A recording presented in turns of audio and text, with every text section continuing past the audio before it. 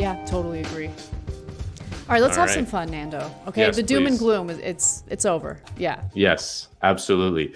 All right. Well, in case you guys haven't noticed, it's the quadrennial extravaganza we like to call the presidential election. And you know what that means. Lin-Manuel Miranda and the cast of Hamilton going on Jimmy Fallon with a very important message. Yeah. Oh! Our nation is asking to hear your voice. Oh! November is coming and so is the joy. Oh! Now I've said this before and it matters a lot. Oh! Do not throw away your shot. Oh! I know it takes time and it's a sacrifice. Oh! It's fun to vote once, to not vote twice. Oh! If you're hearing my voice, you know what to do. My future depends on this. Yours does too. Do not throw away your shot to vote. I guess it's better than Tim Kaine in the membrane. Actually, I don't know. Tim Kaine in the membrane might be better. But yeah. So Lin-Manuel Miranda was not the only one who got in on the action. Louis Vuitton got in on the action as the world of high fashion sashayed down the runway to get people to the polls. And this kind of thing is nothing new. I mean, who could forget this classic 1990 Rock the Vote ad starring the one and only Madonna? Dr. King, Malcolm X, freedom of speech is as good as sex. Abe, Lincoln, Jefferson, Tom, they didn't need the atomic bomb. We need beauty, we need art, we need government with art. Get in rhythm. Don't give up your freedom of speech. Power to the people is in our reach. Don't just sit there, let's get to it. Speak your mind, there's nothing to it. Vote! And if you don't vote, you're gonna get a spanky. Cut. I actually think freedom of speech is better than sex. So yeah, but this week we got perhaps the strangest iteration of the celebrities begging regular people to just vote genre when a bunch of them got naked for voting. I know what you're thinking. You're thinking, Ruffalo, put your clothes on. To be honest, I wish I could cover my hands with my boobs, but here we are. I'm here to talk to you about voting. Did you know that ballots could be naked? And if you don't do exactly what I tell you, your ballot could get thrown out. Yeah, I mean, it's obvious that they're just getting desperate because despite their best efforts, the United States has one of the lowest voter turnout rates in the developed world. I mean, maybe if they just straight up had sex on camera, they might be able to get that percentage up a couple points. But it makes you wonder what the Belgian celebrities are doing to get their fellow Belgians to Pokemon go to the polls. And concerns of Americans' lack of zeal for voting goes back several decades. I mean, take a look at this New York Times article from 1976, the year Jimmy Carter defeated Gerald Ford. The headline reads, "Voter turnout has been steadily declining since 1960." And the author decries, "The facts are clear and startling. American voting participation, never high compared with other democracies, has been declining steadily since 1960. In that year, 64% of the eligible voters turned out to give a razor-thin edge to John Kennedy over Richard Nixon. Since then, even though literacy tests, poll taxes, and many other impediments have been swept away, and despite vigorous registration drives, voting has continued to slip, dropping to 55% in the last presidential election, the lowest since the roaring and complacent 20s. The decline also coincides with the increase of mass exposure through television to the political process, but no one seems to know what effect that has had on turnout." And in the last presidential election between Hillary Clinton and America's favorite president, Donald Trump, had "I did not vote" been on the ballot, it would have won in a landslide. So trying to understand why Americans don't vote despite the fact that Josh Gad got naked is actually really important. Liberals chalk up the low turnout on technocratic problems. And if there were just a few technocratic fixes, turnout would soar. You've seen these arguments in the past, like we vote on Tuesday instead of, say, Sunday. And there's also things like same-day voting registration or digital voting. And there is some merit to these arguments. I mean, making Election Day a national holiday would probably increase turnout. And it is true that in the last couple of decades, the Republican Party has waged an all-out war on voting, while the Democrats have been absolutely powerless to stop them. But it is unclear to me that if we had all the technocratic fixes in the world, U.S. voter turnout would shoot up to Swedish or Belgian levels. I mean, in that New York Times article, they talk about how they got rid of literacy tests, but turnout just kept on declining. So it seems to me that voter apathy goes much deeper than that. So the question is, why is that? Well, that 1976 New York Times article actually puts forth a pretty good theory. The alienation theory holds that after Vietnam and years of Watergate scandal and other political rot, the electorate is turned off, cynical, distrustful of government, uncertain that their votes make much difference. Support for this theory came recently from the Bipartisan Committee for the Study of the American Electorate. The committee, in a survey of non-voters by Peter D. Hart Research Associates, linked non-participation directly to feelings of alienation and said that even many well-informed were not voting. So when people talk about voter apathy, what they really mean is voter alienation, the bone-deep understanding that millions of mostly poor Americans have that no matter who they vote for, their lives won't fundamentally change. And if you zoom out from the insanity of the daily news cycle, you realize that they're more right than wrong. Since 1980, wages at the lower end of earners have actually declined 5%. Meanwhile, in that time, the 1% have seen almost all of the income gains. And this is despite the fact that Republicans and Democrats have basically passed the White House off to each other every 8 years. And the US is unique in the Western democracies in that it does not have a true labor-based party. Even at the height of labor power, the relationship between the unions and the Democratic Party was one of tenuous alliance. The Democratic Party was not a party of the trade unions. But still, when there was a powerful union movement in this country, the working class was Democratic. As the unions have declined in power starting in the late 1970s, so has working class identification with the Democratic Party. And back in the heyday of the New Deal consensus, it could be said that the Democratic Party, working with organized labor, did deliver the goods for workers. The American proletariat of the 50s and 60s lived much more prosperous lives than basically at any time in its history. But that all changed once the Democrats embraced neoliberalism and abandoned labor starting in the 1970s. Since then, it's just been decline. So you can forgive the average working class voter for looking at the trends and concluding that neither party is really doing anything for them. And this hunch has actually been studied by fancy political scientists. In 2015, Martin Gillens and Benjamin Page conducted a study at Princeton University that looked at how people's policy preferences influenced politicians' decisions. You know, in an ideal democracy, say like in some theoretical ideal democracy, if a policy had 100% support from the public, it would have a 100% chance of being implemented by their elected leaders. And if a policy had 0% support, it would have 0% chance of being implemented. So if you plotted that on an XY axis, it would be a perfect 45-degree angle. Well, here's what it looks like when they put the results into a chart. The line was totally flat.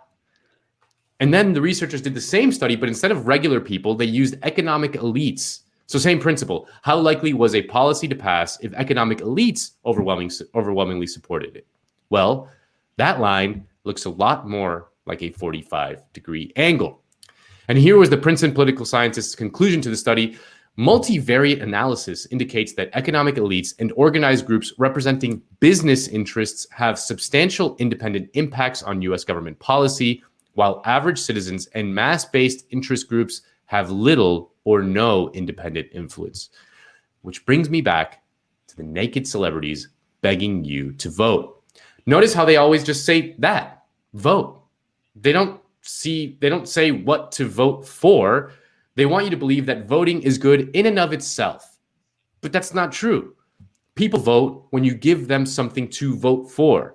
Politics is about people exercising their power in their own interests. The American system hasn't really allowed that in a long time. I mean, what concrete policy can anyone point to that has meaningfully changed their economic well-being? The only thing that politicians offer in America is a spectacle and a sense of belonging on a team where the good guys, well, they're the evil ones. And in reality, what the parties offer is better or worse management of America's imperial decline. It is surely true that Democrats manage that decline more competently than the Republicans, but that isn't exactly an inspiring political message. What would work better than celebrities getting naked? Well, if a politician ever ran on bread and butter issues that have majoritarian appeal and then actually delivered on those promises to actually help people live better lives. And I'm not trying to discourage people from voting. I want to be very clear. I'm not against electoral politics, but we should understand the real causes behind the lack of turnout. It's not that people are lazy. It's that they're smarter than people give them credit for. Yeah, I think you are absolutely right. If you ever listen to some of those podcasts where reporters will go over to various swing states and talk to people who don't ever vote, they're not even registered to vote, and they ask why. What you just said right now, the case that you laid out is what they say, that they don't feel that voting in any election is going to fundamentally improve their lives. And when you consider the resources involved in voting, right? And I'm talking about the resource of time, the ability to, spend time in learning about the candidates, learning about ballot initiatives, even though that's a direct vote. It just doesn't make sense for a lot of people because they keep seeing the same outcome. I mean, when you think of how Obama campaigned in 2008 on this whole notion of hope and change, and how he seemed to be way further to the left than he ended up being, think about how disappointing that was for all of those first-time voters, the people who did show up, who did cast a ballot for Obama, and then ended up with a president who uttered the words, I want to look forwards, I don't want to look backwards, when it came to prosecuting the Bush administration for war crimes. The Dodd-Frank legislation to regulate Wall Street was weak sauce, to say the least. I mean, it just discourages people from wanting to vote. And more importantly, when people are dealing with financial frustrations and they lack the representation they need in the federal government, it's incredibly insulting to think that putting out these videos of like celebrities doing salacious things is like all they need to be persuaded to show up to the polls. It doesn't work that way. I watch those videos and they look goofy, but more than anything, the message is insulting. Yeah. Right? It's like, okay, well, why don't you talk about like the bread and butter issues that matter and make a case for why we need to go vote for a certain candidate? Like, I also don't get like the whole broad just vote message of go vote. Just vote. But I don't, if I was asked to be in one of those videos, I would say no if it was a broad message. I don't want you to just vote. I want you to vote for the right candidate. I don't want you to vote for go the vote bad for someone people who represents you. Yeah. Exactly. And you mentioned Obama, who ran a campaign that was based on change, right? Like that was his message, hope and change. And obviously, like almost every politician says that, but with Obama, it felt different. It felt more authentic, right? Because he was so different looking from everyone else who'd ever run for president. He was just sounded different. It all felt different in 2008. And he, like you said, he read much more left than any candidate we've had in a long time, at least from in the 2008 campaign. And if you look at the voting numbers of 2008, they were actually as high as they've been in decades, right? People felt like that they were actually voting for something, right? And that's how they got all this turnout. It turned out, obviously Obama turned out to be just kind of another status quo neoliberal, but and that probably hardened people's cynicism in a way that was been absolutely disastrous. But had Obama delivered the goods, the Democratic Party would have become kind of a dominant political force for decades. That's exactly what happened in the New Deal with FDR, right? FDR won the election, he delivered the goods, he improved people's lives, and the Democrats basically won elections uninterruptedly. They controlled the House and Senate for 60 years. Because people felt like the Democratic Party was delivered for them. They gave them something concrete, that they could point to. Social Security, Medicare, all these things, that created a situation where Democrats absolutely dominated American politics. People don't understand how much Democrats dominated American politics. It's the same thing that we see now where Democrats are trying to be Republicans. Back then, Republicans tried to be Democrats, Eisenhower and Nixon, all these Republican guys sounded like New Dealers, like they had embraced the New Deal liberal consensus because Democrats were so dominant. So you have to deliver the goods. Whereas liberals today, the Pod Save America types, think that it's all just a matter of tweaking the messaging, and if we just find the right kind of PR stunt. We might get like this surge of people, and it's just no. People can see right through that shit. Like people are much smarter than you give them credit for. You know, like they see right through it. Like they know they're being sold a bill of goods. You know, so that's just it. Like you're right, like that. This I wanted to talk about this whole like just go out and vote, because I find it kind of insulting. You know, when you're offering people nothing. Yes. You know, when you're offering people literally nothing. I mean, like again, like the only thing you're offering them is like a slightly better technocratic management of decline, right? You know, the Republicans are frothing at the mouth, racists and incompetent and all that stuff. Democrats are not so frothing at the mouth. and they're slightly more competent in the tech, but they're just not offering anything beyond that. So of course people are going to check out. I mean, it's just the only logical thing. And shaming people into voting, like the whole like you don't support, you know, blah blah blah. You know, it's just it's the most counterproductive thing. You have to give people something to vote for, not something to vote against. Yeah, I have so many thoughts. Let me just comment on the whole voter shaming thing, because I honestly can't stand it in any context. I can't stand it in the context of Bernie supporters who decided that they don't want to vote for Biden. How do you, boo? Like, oh, you don't want to vote for Biden. I'm not going to get at you. I'm not going to shame you. That's what you feel you need to do morally. That makes you feel better about your decisions. Then that's your right. Okay. But I don't like it when they then go after people who have decided, okay, how can I minimize the harm after this election? Let me go ahead and vote for Biden. Those people have the right to vote for Biden if they want to vote for Biden too. It goes both ways. Like the voter shaming needs to stop. If people have decided they don't want to vote, right, it's not good enough to shame them. It's much better to try to figure out what it is that's preventing them from casting a ballot. And that's, you know, the incredible case that you just made right now. I think that's an important case for people to listen to, rather than just being insulting and, you know, putting out these naked celebrity videos. I feel bad that Sarah Silverman was in that, because she was a Bernie supporter. A Bernie bro. And I think overall, so was Mark Ruffalo. Overall, she's a great person. Yeah, exactly. But, you know, I think that they went into it with good intentions, and I don't want to go after. Yeah, they don't. I mean, it's not like.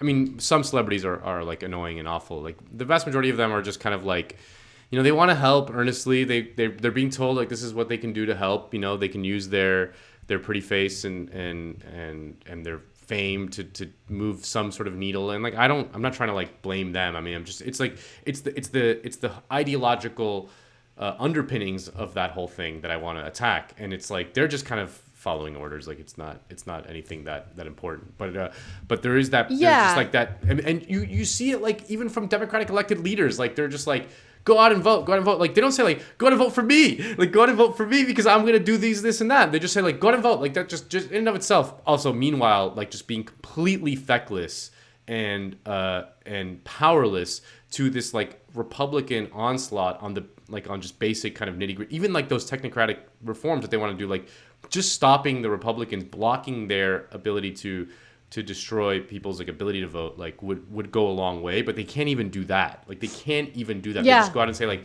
vote, pass it on. You know, I will say the one promising sign in regard to Trump's efforts to suppress the vote has shockingly been federal judges who have passed down rulings in individual cases regarding states that have tried to do away with ballot drop-off locations. So Texas Governor Greg Abbott did that. He decided that he's only going to allow one ballot drop-off location per county, which is devastating if you're dealing with a densely populated county. And it's no shocker that the densely populated counties happen to lean Democratic. Pennsylvania tried to do the same thing. But a federal judge in Pennsylvania struck it down. Just this morning, I read that a federal judge in Texas also struck down the Texas, rule by Greg Abbott. So federal judges are playing an important role in kind of fighting back against what the Trump campaign is trying to do. But the thing that's so frustrating is that we're relying on federal judges. We're not relying on the Democratic Party to fight back and ensure that people who do want to vote have the ability to do so, and the ability to do so easily without all of these giant obstacles in the way. So it's, the Democratic Party is so embarrassing. And I feel like they've learned all the wrong lessons from the Trump era.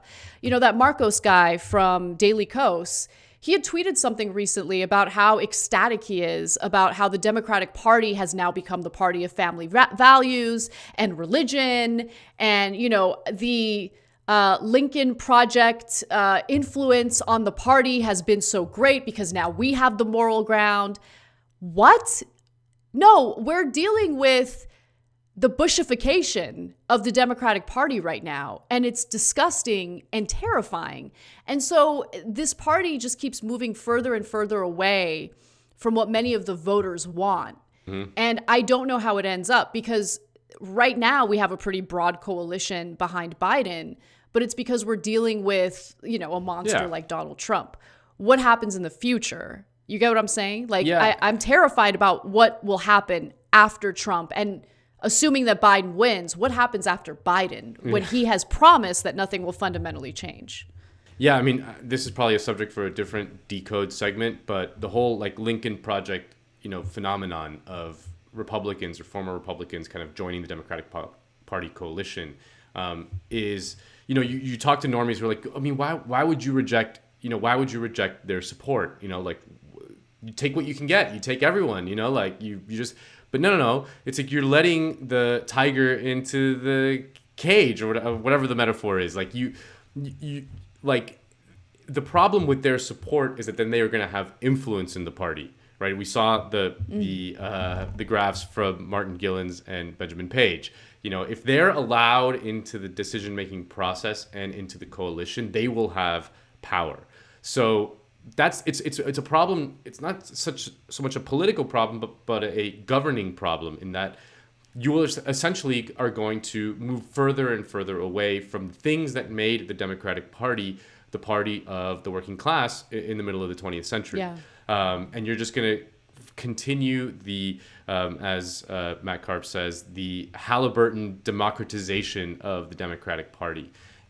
And then you're just kind of, since we have a two-party system, you're kind of boxing out everyone else, because you're going to have like the insane kind of extreme right-wing kind of hyper-nationalist, hyper-whatever white identity politics party on the extreme right, and then this kind of broad, just kind of blobby party that kind of just manages the empire in a way, and nothing that is ever going to fundamentally change. So there's a deeper problem with the whole Lincoln Project. I mean, they're cringe, they're annoying, their ads are stupid, but the fact that people are like welcoming them, it's like, you know, these are the bad guys. These are the bad guys. You do not want to be allied with these people. They're very, very, very, very bad, and they're going to do bad things. 100%, totally.